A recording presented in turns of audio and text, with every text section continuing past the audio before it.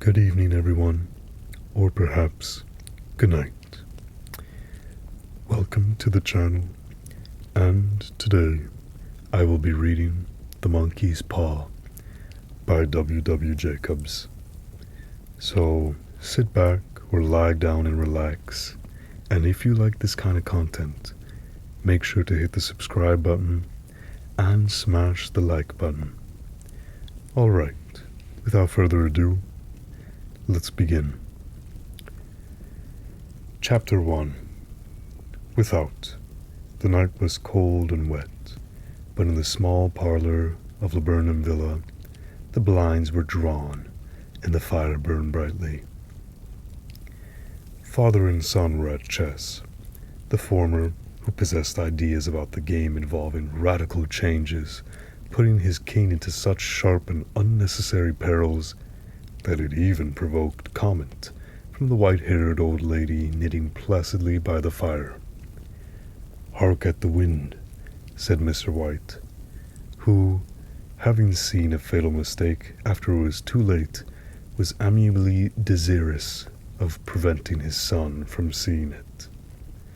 "I'm listening," said the latter, grimly surveying the board as he stretched out his hand. "Check."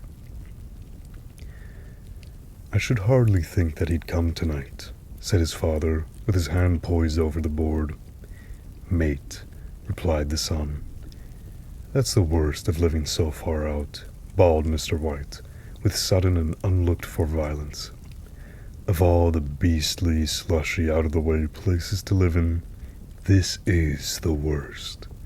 Pathways a bog, and the roads a torrent. I don't know what the people are thinking about. I suppose, because only 2 houses on the road are let, they think it doesn't matter." "Never mind, dear," said his wife soothingly. "Perhaps you'll win the next one." Mr. White looked up sharply, just in time to intercept a knowing glance between mother and son. The words died away on his lips, and he held a guilty grin in his thin gray beard. "There he is," said Herbert White, as the gate banged so loudly and heavy footsteps came towards the door. The old man rose with hospitable haste, and opening the door, was heard condoling with the new arrival. The new arrival also condoled with himself, so that Mrs. White said, "Tut tut," and coughed gently as her husband entered the room, followed by a tall, burly man, beady of eye and rubicund of visage. "Sergeant Major Morris," he said, introducing him. The sergeant major shook hands, and taking the proffered seat by the fire, watched contentedly while his host got out whiskey and tumblers and stood a small copper kettle on the fire. At the 3rd glass his eyes got brighter, and he began to talk, the little family circle regarding with eager interest this visitor from distant path, as he squared his broad shoulders in the chair and spoke of strange scenes and doughty deeds, of wars and plagues and strange peoples. 21 years of it," said Mr. White, nodding at his wife and son. "When he went away, he was a slip of a youth in the warehouse. Now look at him." "He don't look to have taken much harm," said Mrs. White politely. "I'd like to go to India myself," said the old man, "just to look round a bit, you know." "Better where you are," said the sergeant major, shaking his head. He put down the empty glass, and sighing softly, shook it again. "I should like to see how those old temples and fakirs and jugglers," said the old man. "What was that you started telling me the other day about a monkey's paw or something, Morris?" "Nothing," said the soldier hastily. "Leastways, nothing worth hearing." "Monkey's paw," said Mrs. White curiously. "Well, it's just a bit of what you might call magic, perhaps," said the sergeant major offhandedly. His 3 listeners leaned forward eagerly. The visitor absent-mindedly put his empty glass to his lips and then set it down again. His host filled it for him. "To look at," said the sergeant major, fumbling in his pocket. "It's just an ordinary little paw, dried to a mummy." He took something out of his pocket and proffered it. Mrs. White drew back with a grimace, but her son, taking it, examined it curiously. "And what is there special about it?" inquired Mr. White, as he took it from his son, having examined it, placed it on the table. "It had a spell put on it by an old fakir," said the sergeant major, "a very holy man. He wanted to show that fate ruled people's lives, and that those who interfered with it did so to their sorrow. He put a spell on it so that 3 separate men could each have 3 wishes from it." His manner was so impressive that his hearers were conscious that their light laughter jarred somewhat. "Well, why don't you have 3, sir?" said Herbert White cleverly, the soldier regarding him in the way that middle age is wont to regard presumptuous youth. "I have," he said quietly, as his blotchy face whitened. "And did you really have the 3 wishes granted?" asked Mrs. White. "I did," said the sergeant major, as his glass tapped against his strong teeth. "And has anyone else wished?" inquired the old lady. "The first man had his 3 wishes, yes," was the reply. "I don't know what the first 2 were, but the 3rd was for death. That's how I got the paw." His tones were so grave that a hush fell upon the group. "If you've had your 3 wishes, it's no good to you then, Morris," said the old man at last. "What do you keep it for?" The soldier shook his head. "Fancy, I suppose," he said slowly. "If you could have another 3 wishes," said the old man, eyeing him keenly, "would you have them?" "I don't know," said the other. "I don't know." He took the paw, and dangling it between his front finger and thumb, suddenly threw it upon the fire. White, with a slight cry, stooped down and snatched it off. "Better let it burn," said the soldier solemnly. "If you don't want it, Morris," said the old man, "give it to me." "I won't," said his friend doggedly. "I threw it on the fire. If you keep it, don't blame me for what happens. Pitch it on the fire again, like a sensible man." The other shook his head and examined his new possession closely. "How do you do it?" he inquired. "Hold it up in your right hand and wish aloud," said the sergeant major. "But I warn you of the consequences." "Sounds like an Arabian Nights," said Mrs. White, as she rose and began to set the supper. "Don't you think you might wish for 4 pairs of hands for me?" Her husband drew the talisman from his pocket, and then all 3 burst into laughter as the sergeant major, with a look of alarm on his face, caught him by the arm. "If you must wish," he said gruffly, "wish for something sensible." Mr. White dropped it back into his pocket, and placing chairs, motioned his friend to the table. In the busyness of supper, the talisman was partially forgotten, and afterwards the 3 sat listening in an enthralled fashion to a second installment of the soldier's adventures in India. "If the tale about the monkey paw is not more truthful than those tales he's been telling us," said Herbert, as the door closed behind their guest, just in time for him to catch the last train, "we shan't make much of it." "Did you give anything for it, father?" inquired Mrs. White, regarding her husband closely. "A trifle," he said, coloring slightly. "He didn't want it, but I made him take it, and he pressed me again to throw it away." "Likely," said Herbert with pretended horror. "Why, we're going to be rich and famous and happy. Wish to be an emperor, father, to begin with. Then you can't be henpecked." He darted round the table, pursued by the maligned Mrs. White, armed with an antimacassar. Mr. White took the paw from his pocket and eyed it dubiously. "I don't know what to wish for, and that's a fact," he said slowly. "It seems to me I've got all I want." "If you only cleared the house, you'd be quite happy, wouldn't you?" said Herbert, with his hand on his shoulder. "Well, wish for £200, then. That'll just do it." His father, smiling shamefacedly at his own credulity, held up the talisman, as his son, with a solemn face somewhat marred by a wink at his mother, sat down at the piano and struck a few impressive chords. "I wish for £200, said the old man distinctly. A fine crash from the piano greeted the words, interrupted by a shuddering cry from the old man. His wife and son ran toward him. "It moved," he cried, with a glance of disgust at the object as it lay on the floor. "As I wished, it twisted in my hands like a snake." "Well, I don't see the money," said his son as he picked it up and placed it on the table. "And I bet I never shall." "It must have been your fancy, father," said his wife, regarding him anxiously. He shook his head. "Never mind, though. There's no harm done. But it gave me a shock all the same." They sat down by the fire again, while the two men finished their pipes. Outside, the wind was higher than ever, and the old man started nervously at the sound of a door banging upstairs. A silence unusual and depressing settled upon all three, which lasted until the old couple rose to retire for the night.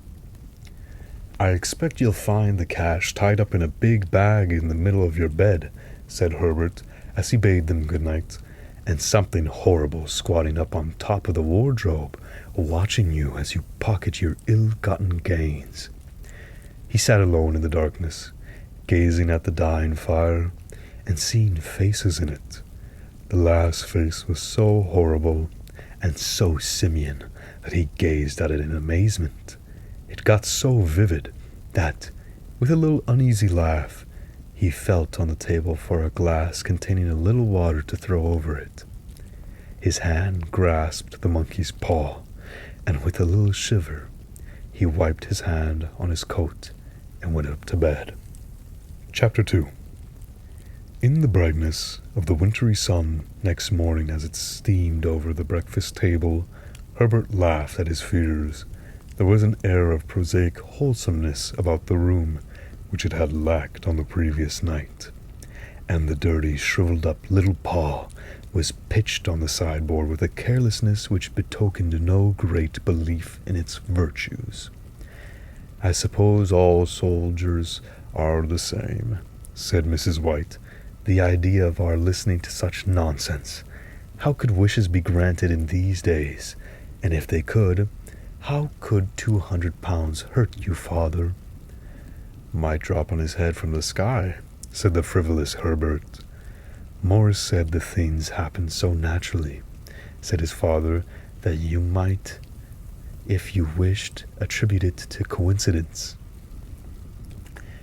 "Well, don't break into the money before I come back," said Herbert, as he rose from the table. "I'm afraid it'll turn you into a mean, avaricious man, and we'll have to disown you." His mother laughed, and following him to the door, watched him down the road, and returning to the breakfast table, was very happy at the expense of her husband's credulity, all of which did not prevent her from scurrying to the door at the postman's knock, nor prevent her from referring somewhat shortly to retired sergeant majors of bibulous habits when she found that the post brought a tailor's bill. "Herbert will have some more of his funny remarks, I expect, when he comes home," she said, as they sat at dinner. "I dare say," said Mr. White, pouring himself out some beer. "But for all that, the thing moved in my hand. That I'll swear to." "You thought it did," said the old lady soothingly. "I say it did," replied the other. "There was no thought about it. I had just— What's the matter?" His wife made no reply. She was watching the mysterious movements of a man outside, who, peering in an undecided fashion at the house, appeared to be trying to make up his mind to enter. In mental connection with the £200, she noticed that the stranger was well dressed, and wore a silky hat of glossy newness. 3 times he paused at the gate, and then walked on again. The 4th time he stood with his hand upon it, and then, with sudden resolution, flung it open and walked up the path.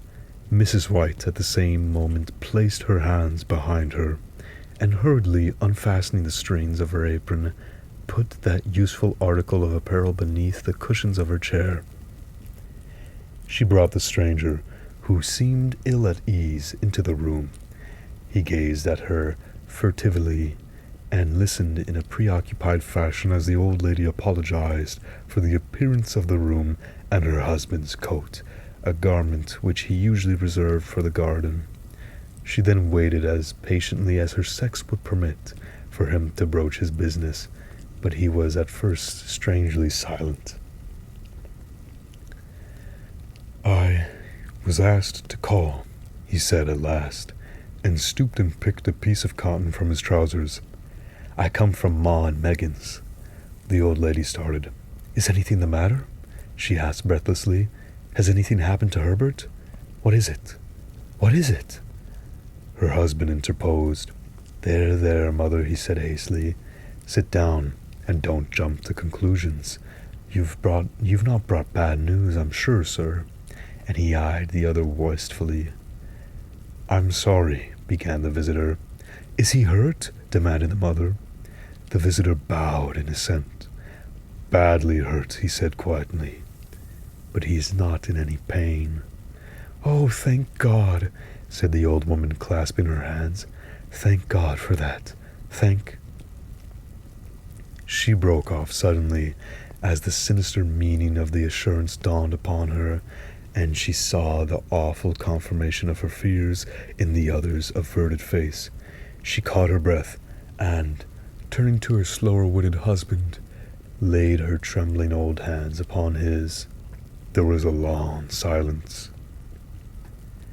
"He was caught in the machinery," said the visitor at length, in a low voice. "Caught in the machinery," repeated Mr. White in a dazed fashion. "Yes." He sat, staring blankly out at the window, and taking his wife's hands between his own, pressed it, as he had been wont to do in their old courting days, nearly 40 years before. "He was the only one left to us," he said, turning gently to the visitor. "It is hard." The other coughed, and, rising, walked slowly to the window. "The firm wished me to convey their sincere sympathy with you in your great loss," he said, without looking round. "I beg that you will understand I am only their servant, and merely obeying orders." There was no reply. The old woman's face was white, her eyes staring and her breath inaudible. On the husband's face was a look such as his friend the sergeant might have carried into his first action. "I was to say that Ma and Meggins disclaim all responsibility," continued the other. "They admit no liability at all, but in consideration of your son's services, they wish to present you with a certain sum as compensation." Mr. White dropped his wife's hand, and, rising to his feet, gazed with a look of horror at his visitor. His dry lips shaped the words, "How much?" £200 was the answer. Unconscious of his wife's shriek, the old man smiled faintly, put out his hands like a sightless man, and dropped into a senseless heap to the floor. Chapter 3. In the huge new cemetery, some 2 miles distant, the old people buried their dead, and came back to a house steeped in shadow and silence. It was all over so quickly that at first they could hardly realize it, and remained in a state of expectation, as though of something else to happen, something else which was so to lighten this load, too heavy for old hearts to bear. But the days passed, and expectation gave place to resignation, the hopeless resignation of the old. sometimes miscalled apathy. Sometimes they hardly exchanged a word, for now they had nothing to talk about, and their days were long to weariness. It was about a week after that the old man, waking suddenly in the night, stretched out his hand and found himself alone. The room was in darkness, and the sound of a subdued weeping came from the window. He raised himself in bed and listened. "Come back," he said tenderly. "You will be cold." "It is colder for my son," said the old woman, and wept afresh. The sound of her sobs died away on his ears. The bed was warm, and his eyes heavy with sleep. He dozed fitfully, and then slept until a sudden wild cry from his wife awoke him with a start. "The paw!" she cried wildly. "The monkey's paw!" He started up in alarm. Where? Where is it? What's the matter?" She came stumbling across the room toward him. "I want it," she said quietly. "You've not destroyed it?" "It's in the parlor on the bracket," he replied, marveling. "Why?" She cried and laughed together, and bending over, kissed his cheek. "I only just thought of it," she said hysterically. "Why didn't I think of it before? Why didn't you think of it?" "Think of what?" he questioned. "The other 2 wishes," she replied rapidly. "We've only had one." "Was not that enough?" he demanded fiercely. "No," she cried triumphantly. "We'll have one more. Go down and get it quickly, and wish our boy alive again." The man sat up in bed and flung the bedclothes from its quaking limbs. "Good God, you are mad!" he cried aghast. "Get it," she panted. "Get it quickly and wish. Oh, my boy, my boy." Her husband struck a match and lit the candle. "Get back to bed," he said unsteadily. "You don't know what you are saying." "We had the first wish granted," said the old woman feverishly. "Why not the second?" "A coincidence," stammered the old man. "Go and get it and wish," cried the old woman, quivering with excitement. The old man turned and regarded her, and his voice shook. "He has been dead 10 days, and besides, I would not tell you else, but I could only recognize him by his clothing. If he was too terrible for you to see, then how now?" "Bring him back," cried the old woman, and dragged him towards the door. "Do you think I fear the child I have nursed?" He went down in the darkness and felt his way to the parlor, and then to the mantelpiece. The talisman was in its place, and a horrible fear that the unspoken wish might bring his mutilated son before him ere he could escape from the room seized upon him, and he caught his breath as he found that he had lost the direction of the door. His brow cold with sweat, he felt his way around the table and groped along the wall until he found himself in a small passage with the unwholesome thing in his hand. Even his wife's face seemed changed as he entered the room. It was white and expectant, and to his fears seemed to have an unnatural look upon it. He was afraid of her. "Wish!" she cried in a strong voice. "It is foolish and wicked," he faltered. "Wish!" repeated his wife. He raised his hand. "I wish my son alive again." The talisman fell to the floor, and he regarded it fearfully. Then he sank trembling into a chair as the old woman with burning eyes walked to the window and raised the blind. He sat until he was chilled with the cold, glancing occasionally at the figure of the old woman peering through the window. The candle end, which had burnt below the rim of the china candlestick, was throwing pulsating shadows onto the ceiling and walls, until, with a flicker larger than the rest, it expired. The old man, with an unspeakable sense of relief, at the failure of the talisman, crept back into his bed, and a minute or two afterward, the old woman came silently and apathetically beside him.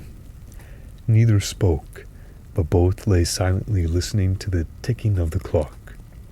A stair creaked, and a squeaky mouse scurried noisily through the walls.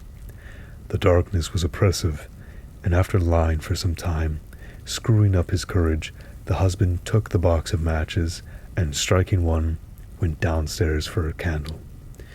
At the foot of the stairs, the match went out, and he paused to strike another.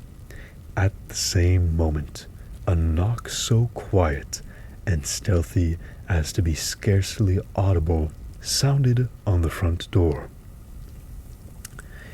The matches fell from his hand. He stood motionless, his breath suspended, until the knock was repeated. Then he turned and fled swiftly back to his room and closed the door behind him. A third knock sounded through the house. "What's that?" cried the old woman, starting up. "A rat," said the old man in shaking tones. "A rat. It passed me on the stairs." His wife sat up in bed listening, a loud knock resonating through the house. "It's Herbert!" she screamed. "It's Herbert!" She ran to the door, but her husband was before her, and catching her by the arm, held her tightly. "What are you going to do?" he whispered hoarsely. "It's my boy. It's Herbert," she cried, struggling mechanically. "I forgot it was 2 miles away. What are you holding me for? Let go. I must open the door." "For God's sake, don't let it in," cried the old man, trembling. "You're afraid of your own son," she cried, struggling. "Let me go. I'm coming, Herbert, I'm coming." There was another knock, and another. The old woman, with a sudden wrench, broke free and ran from the room. Her husband followed to the landing and called after her appealingly as she hurried downstairs. He heard the chain rattle back and the bottom bolt drawn slowly and stiffly from the socket. Then the old woman's voice, strained and panting. "The bolt!" she cried loudly. "Come down, I can't reach it." But her husband was on his hands and knees, groping wildly at the floor in search of the paw. If he could only find it before the thing outside got in. A perfect fusillade of knocks reverberated through the house, and he heard the scraping of a chair as his wife put it down in the passage against the door. He heard the creaking of the bolt as it came slowly back, and at the same moment he found the monkey's paw and frantically breathed his third and last wish. The knocking ceased suddenly, although the echoes of it were still in the house. He heard the chair drawn back and the door opened. A cold wind rushed up to the staircase, and a long, loud wail of disappointment and misery from his wife gave him courage to run down to her side. And then to the gate beyond. The street lamp flickering opposite shone on a quiet and deserted road.